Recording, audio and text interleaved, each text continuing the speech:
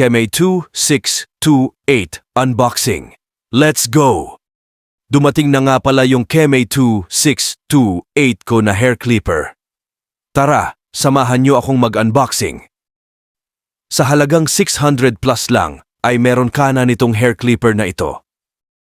Kung gusto mo naman yung set na may kasamang cape, gunting at thinning scissors ay nagkakahalaga lang ng 700 plus.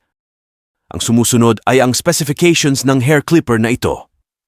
Brand, Keme. Model number, KM2628. Power type, rechargeable type. Voltage, 100 to 220 volts. Charge time, 3 hours. Usage time, 3 hours. Battery capacity, 2,000 mAh. Power, 5 watts. At ngayon, ipapakita ko naman kung ano ang laman ng box nito. Set aside muna natin ang hair clipper. Unahin muna natin ang mga freebies nito. Siyempre nangunguna yung manual. Wag na wag niyong kalimutan basahin ang manual mga idol.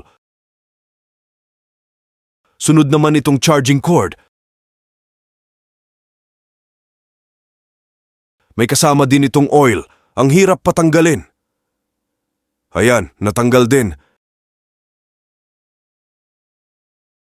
May kasama din itong cleaning brush, panglinis ng ating hair clipper. Sunod naman natin ang mga guides. Unahin ko na itong number 1 na guide. In fairness, makapal ang guide na ito. Sigurado akong di madaling masira. Sunod naman itong number 2. At ito ng number 3. At ang panghuli, ang number 4 na guide.